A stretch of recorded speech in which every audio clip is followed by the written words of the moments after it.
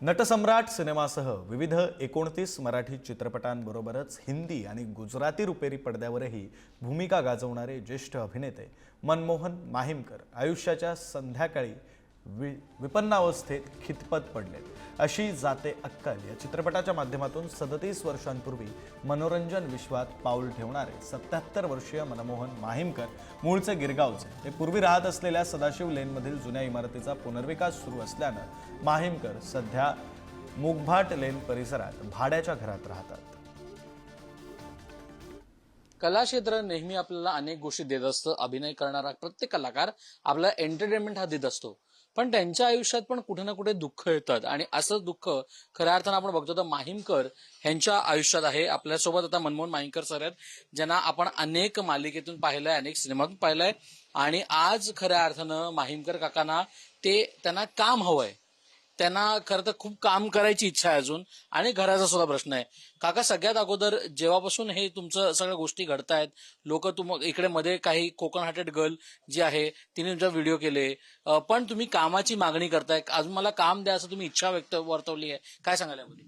आता मला काही रोल मिळत नाही, पण 2 वर्षापूर्वी मी एक मोठा पिक्चर केला, छत्रपती तारा राणी।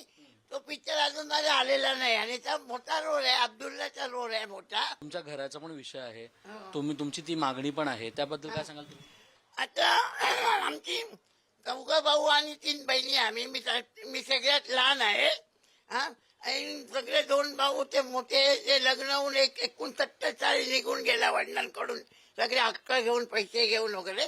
दुसरा 70 साली गेला निघून, आणि त्यानंतर 3 बहिणींची सुद्धा लग्न झाले, तर त्यांनी आम्हाला एनओसी दिलेली आहे। जेव्हा मोठ्या भावाला समजलं की आमच्याकडे बिल्डर आलाय, तर जगदीश माहीमकर यांनी मला धमकीची लेटर पाठवलंय आणि सांगितलं जागा विकायची आणि याची वाटणी करायची। मी म्हटलं वाटणी करून मी काय करणार? बोललं नाही, तुझ्या हिमतीवरती घेता येत नाही, माझ्या हिमतीवर मला पोट भरत नाही, तर मी जागा कुठून घेणार? मी त्याला सांगितलं मी घेऊ शकत। तो बोलला जर जागेची वाटणी नाही करायची तर तू ही जागा माझ्या नावावर कर आणि तू राहायचं। म्हटलं असं कसं, उद्या तुम्हाला आकडून दिलं तर? मग मला बोललं मग तुला भारी पडेल, मी तुला कोर्टात केसेस। तुम्ही एक वाक्य म्हटलं की मला पैसे देऊ नका, मला काम द्या, मला काम करायचं, मी काम करायला रेडी आहे। तुमचं म्हणणं अजूनही तेच आहे का? तुम्हाला काम हवं?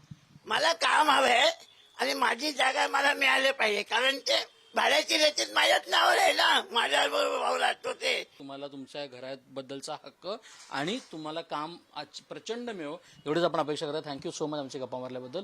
तुम्ही बघता, एकंदर आपण पाहिलं गेलं तर आता त्यांच्या आयुष्यात खऱ्या अर्थानं काम पाहिजे, आणि ते काम आता ते कसे करतात त्याच्याकडे सगळ्यांचं लक्ष राहिलंय। नागेश सोबत श्रेयस सावंत, पुढारी न्यूज, मुंबई।